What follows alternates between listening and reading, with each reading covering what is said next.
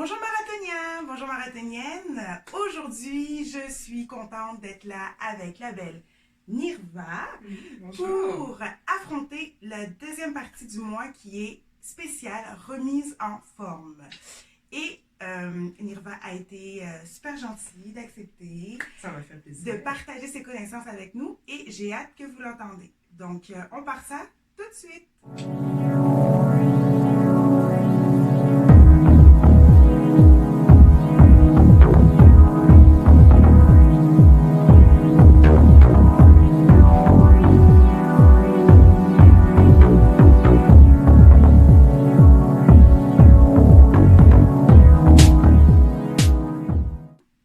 Bonjour Nirva. Bonjour Jessica. Donc, aujourd'hui, tu es là pour nous parler de remise en forme. Yes. Mais avant de commencer, on aimerait savoir qui est Nirva. Oh mon Dieu. Qui je suis? Je suis une femme qui a fait beaucoup. J'ai fait beaucoup de choses dans ma vie. Entre autres, je suis technicienne en diététique de première formation. Puis j'ai beaucoup apprécié, je suis encore technicienne.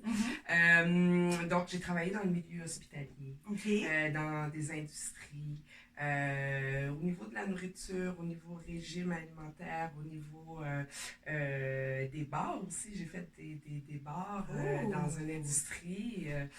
Non, c'était un parcours très intéressant, mais j'ai décidé de m'en aller dans l'entraînement. L'entraînement, parfait. L'entraînement. Puis, c'est ça, l'entraînement, je trouve que c'est quelque chose de merveilleux, de motiver le monde et de me motiver en même temps. Oui. Ouais, c'est ça le but. Là, je suis toute souriante parce que ce qu'elle dit, c'est vrai, puis ça fonctionne parce que je me suis pris à temps partiel au BuzzFit. Yes. Et souvent, quand je book des rendez-vous avec des entraîneurs et que les femmes ils viennent puis ils me disent oui, j'ai besoin de ci, j'ai besoin de ça. Et je leur dis j'ai l'entraîneur parfait pour toi. Donc là, je les book avec Nirva. Et puis après, le feedback que j'ai, c'est genre oh, wow, elle est vraiment bonne. Elle m'aide à me pousser, mais elle est vraiment bonne. Fait qu'en fait, t'es entraîneur, mais t'es aussi coach de vie un peu. Là. Oui, un peu, parce que, tu sais, je trouve que c'est ça un peu être entraîneur. On rentre dans la vie privée pour un moment. Exemple, si j'ai une séance de 1 heure avec des clients, pendant 1 heure de temps, je les pousse, je les amène à se dépasser. Puis je trouve que ça, c'est comme merveilleux. Oui, c'est merveilleux. Et ce qui m'emmène à ma prochaine question, oui. Celle que je pose à tout le monde, parce que je pense que c'est la question la plus importante dans la vie, c'est quel est ton pourquoi dans la vie? Quel est mon pourquoi? Tu veux dire ma mission de vie? Oui, ta mission de vie. Oui. Si tu l'as déjà trouvée, si tu penses déjà l'avoir trouvée. Oui, c'est un peu fou que tu me poses cette question-là parce que moi, c'est quelque chose que je me questionne beaucoup. Je travaille beaucoup sur moi-même. Je trouve que c'est important d'être une meilleure personne. Puis ma mission, c'est vraiment un peu fou à dire, mais c'est d'amener le paradis. Le petit paradis sur Terre. C'est un peu ma mission dans ce que je suis, dans ce que je fais. C'est ma mission de vie. Wow! C'est super bien dit. Et c'est quoi les bienfaits que ça nous apporte? De la remise en forme. C'est quoi, si on récapitule les bienfaits, qu'est-ce que ça pourquoi c'est important? Pourquoi c'est important? C'est important, premièrement, pour la tête. En tout cas pour moi. Je trouve que ça fait de l'adrénaline, ça te fait sentir bien, t'es heureux après t'entraîner. Peut-être pendant qu'on s'entraîne, c'est un peu difficile, mais après, on dirait qu'on a accompli quelque chose. Puis on est c'était comme un go pour la journée ou pour la semaine. Et je trouve que ça aide beaucoup pour le mental. Ouais. Quand tu as une journée déprimée, tu es peut-être dans la dépendance, peut-être que tu as perdu quelqu'un, peut-être, il y a plein de raisons qui font qu'on est dans le mauvais chemin ou on est comme triste. Ou bon. Je trouve que l'entraînement, ça aide à te donner un petit go, un petit pep, quelque chose pour continuer à vivre. Parce qu'on veut vivre, on veut bien vivre et on veut vivre avec un sourire. Exactement. Donc, c'est ça pour moi, la mise en forme. L'entraînement, je trouve que c'est pour la tête. Puis aussi pour le corps. Le corps, tu sais, moi, j'ai travaillé à l'hôpital Sainte-Mary's. En passant, salut tout le monde. Puis, c'est ça, j'ai vu beaucoup de malades. Puis, je pense que, justement, on peut éviter d'aller à l'hôpital en faisant de l'activité physique. Il y a beaucoup de maux qu'on peut résoudre en faisant de l'activité. On n'est pas obligé aussi d'aller dans le grosse performance, gros monsieur, miss, madame, miss. Quelque chose de rentrer dans ta routine, je pense que ça peut t'aider au niveau de ton corps et aussi pour le mental. Ah, c'est super. Donc, on va passer tout de suite à notre prochain segment. Oui. Qui est vrai ou faux? Oh! C'est bon? Yes. Donc, je te pose une question. Oui. Et tu dois me dire si c'est vrai ou si c'est faux et pourquoi. Parfait. C'est bon? Oui. Fait que le premier, c'est est-ce que si on soulève des poids, on va prendre beaucoup de masse? Oui, on va prendre beaucoup de masse. Disons qu'il faut vraiment pousser vraiment beaucoup pour développer vraiment une grosse masse musculaire. Surtout les femmes me disent « Ah, tu sais, moi je veux pas être trop gros, avoir des gros bras et tout. » Et je dis à la majorité, à toutes les femmes, il faut vraiment que tu pousses à une charge vraiment exagérée. Souvent, il faut que tu aies beaucoup d'heures au gym pour vraiment voir des gros bras exagérés. Sinon, qu'est-ce que ça va faire? Ça va vraiment plus découper. Oh, ok. Et je crois que c'est ça que les femmes aiment, de voir un petit peu de rondeur dans les muscles. Et donc, j'encourage les femmes, mais les hommes aussi, à se pousser, à ne pas avoir peur de mettre des charges. Ça c'est bon aussi. Je ne sais pas si je peux rentrer ça là-dedans, mais au niveau du métabolisme, justement, la musculation, ça aide parce que, comme je dis aux clients quand ils rentrent dans mon bureau, le muscle, on le travaille. Puis, après, il demande de l'énergie tout le temps. Donc, oui, le métabolisme de base, c'est l'énergie, les calories que tu as besoin à rien faire. Donc là, si tu travailles ton muscle, ben là, le muscle va avoir besoin d'énergie. Donc là, si tu as besoin d'énergie, mais tu ne manges pas trop. Exemple, dans la perte de poids, il ne faut pas trop manger. Alors, le corps dit « Hey, j'ai besoin d'énergie ». Il va aller puiser dans ce qu'on veut se débarrasser, qui est le gras. Alors oui, faites la musculation. Parfait. Donc, musculation tout le monde, coché. Oui. Ensuite, prochaine question. Tu en as déjà un petit peu parlé. OK. Est-ce que le gras peut se transformer en muscle? Oui. Et le muscle peut se transformer en gras?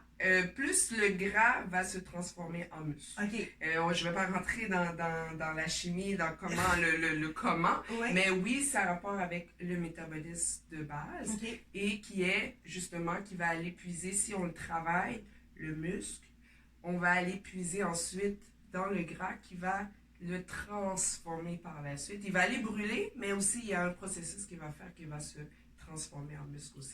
Donc oui, ça peut se transformer, oui. OK. Puis, prochaine question. Oui. Est-ce que pour avoir des fesses, il suffit juste de faire des squats? Non.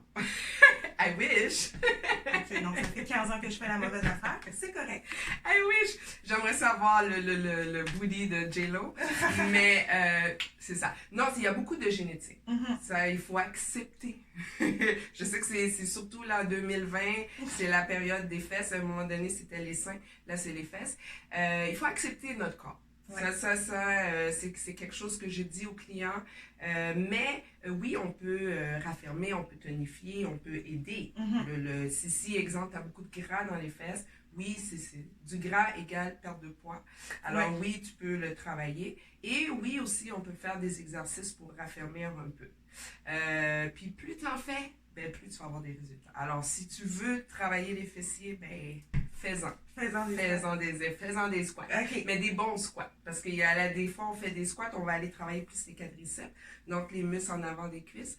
Donc, oui, si tu fais vraiment baisser un petit peu plus bas que 90 degrés quand tu fais tes squats, tu vas aller solliciter les fessiers. OK, c'est bon. Parfait. Puis, dernière question. L'entraînement à la maison est moins efficace que l'entraînement au gym? Non. C'est sûr que dans le gym, il y a beaucoup d'outils. Alors, si tu as ton gym à la maison, ben, tant mieux. Mais moi, je prône beaucoup l'entraînement avec le corps. OK. Ça, je trouve que c'est très efficace. Des abdos, des push-ups. Il y a plusieurs styles d'entraînement que tu peux faire avec ton corps qui est très efficace, que je fais au gym de toute façon ou avec les clients. Est-ce que c'est plus efficace? Je te dirais non, si tu sais comment bien t'entraîner à la maison. Super, parce que reste assis, parce que plus tard dans cet épisode-là, on va en faire des exercices à te montrer, toi qui regardes, pour repartir et te remettre en forme. Super. Donc, tu as super bien répondu. Oui. Là, maintenant, on va entendre tes conseils. On veut que tu élabores un peu plus. OK. Donc, j'ai la première question et que tu as déjà bien commencé. Mais comment on fait pour partir? C'est de premièrement faire une consultation. Okay. Si c'est pas par rapport au gym, ben, si vous avez des amis ou allez poser, demander conseil à un entraîneur. Au niveau, on veut savoir au niveau de tes expériences d'entraînement. Qu'est-ce que tu as fait dans ton passé, depuis plus jeune jusqu'à présent, comme sport, activité physique? Parce que c'est important de se rappeler aussi qu'est-ce qu'on a fait. Oui. Parce que les cellules ont une mémoire. Donc, ça, c'est juste, comme je dis, des fois, il y en a qui me sortent un bagage de j'ai fait ci, j'ai fait du karaté, j'ai fait telle affaire, telle affaire, telle affaire. Mais là, pendant des années, ils n'ont rien fait. Ils sont devenus sédentaires. Donc là, je leur dis, mais là, c'est bon. Oui. Ça va se faire assez vite. De recommencer. Donc, ce qui est important, c'est une consultation. Moi, je rentre au niveau de l'alimentation, je rentre au niveau du sommeil, parce que c'est important de savoir comment on mange, comment on dort. Oui. Si on travaille la nuit, là, c'est quand qu'on va aller s'entraîner, tout ça. Donc, faire comme un bilan de santé, comme je dis quand on s'en va chez le médecin, là, c'est un bilan de l'entraînement. Okay. Alors, c'est ça que je dis aux clients. Alors ça, je crois, avant de commencer, si ça fait longtemps que vous n'êtes pas entraîné, aller consulter ou demander à un ami, quelqu'un qui a l'habitude de s'entraîner, de décortiquer un petit peu comme qu'est-ce que vous avez fait dans votre vie et comment est votre alimentation, votre sommeil. OK, parfait. Puis là, tu parles beaucoup de sommeil. Oui. Fait que j'imagine que oui, c'est bien de se remettre en forme, mais il faut travailler sur d'autres sphères. Oui, c'est toutes les sphères qui est important parce que sinon, exemple, j'ai une cliente qui, j'avais pris sa pression, elle était très haute. Mais elle n'a pas porté attention à ça. Puis elle, c'est une infirmière et c'est une ASN, justement. Et c'était difficile pour elle. Elle ne dormait pas. L'alimentation, c'était plus ou moins. Puis la pression était quand même assez haute. Donc là, je l'entraînais, mais elle n'avait jamais comme cette vitalité-là, cette énergie-là avec moi quand on s'entraînait ensemble. Et elle fait suer ses hommes-femmes, là, quand ils ont terminé, sont... il faut. Oui. Et donc là, finalement, elle a consulté, elle a été voir le médecin et elle faisait de la haute pression. Okay. Donc, oui, il faut regarder toutes les sphères. Okay. Ça, c'est très important. Le sommeil, il faut dormir une bonne, je pense qu'on dit environ 7-8 heures. Là. Ouais. C'est sûr, ça dépend de chaque personne. Il y en a qui dorment 6 heures, puis ils sont comme pleins d'énergie, puis c'est correct. Mais il faut que ça soit récupérateur. Ouais. Combien ça coûte s'entraîner? Ça coûte $0. C'est vrai. Moi, quand j'étais plus jeune, j'étais encore jeune. Est-ce que vous voulez savoir son âge, tout le monde? J'ai été surprise. J'ai 18 ans. Exact. Donc là, quand j'étais beaucoup plus jeune, moi, c'était dans mon salon avec ma soeur. On faisait de l'exercice. On faisait les jambes pour les fessiers, les push-ups, redressement assis. Ça coûte rien. OK.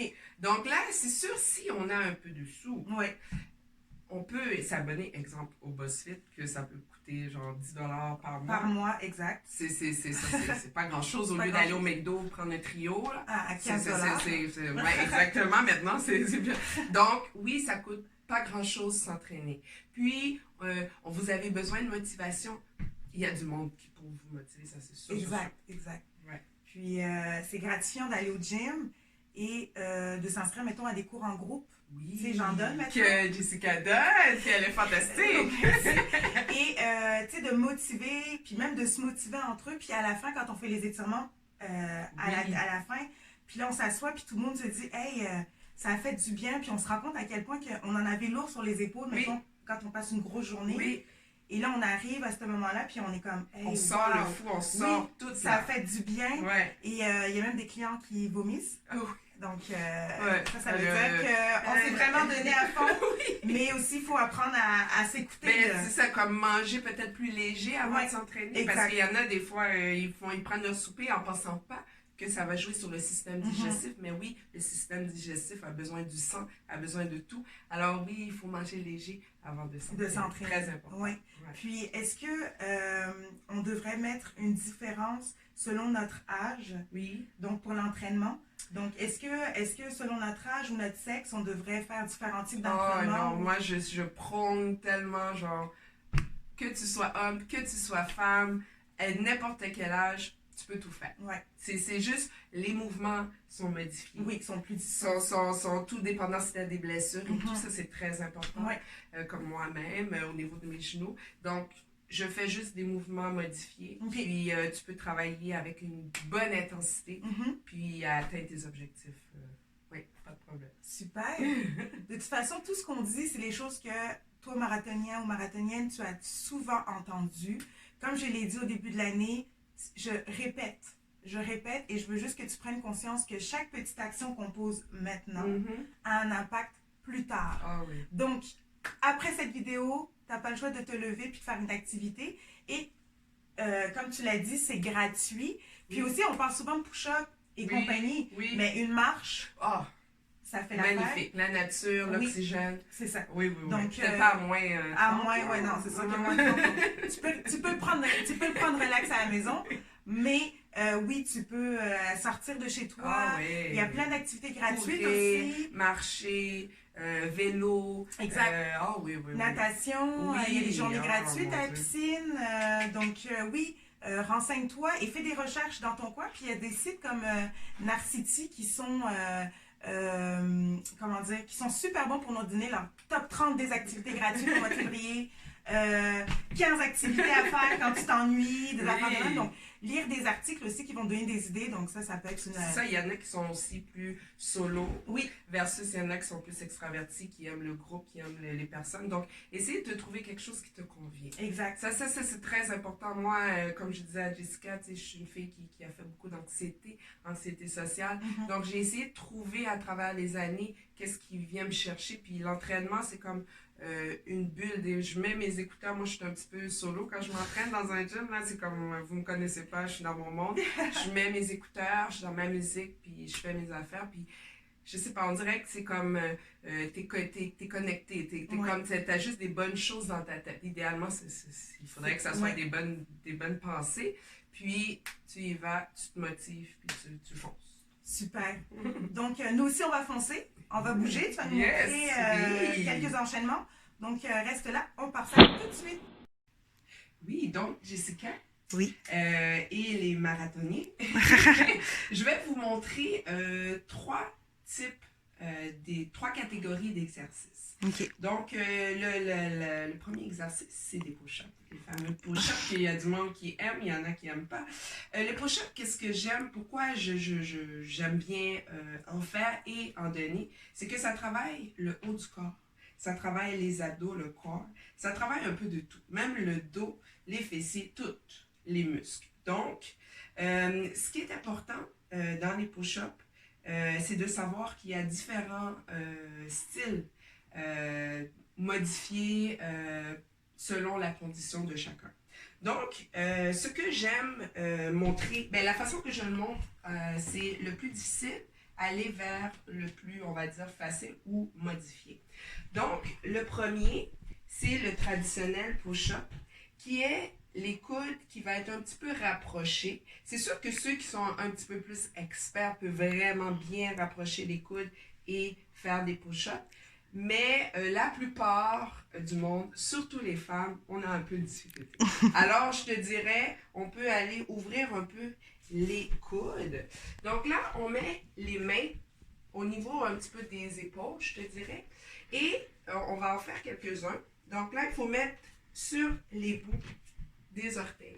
Okay. Et ensuite, fort, on contracte les abdos et les fessiers et on va plier, descendre et remonter. Ça a l'air tellement facile. Descendre et remonter.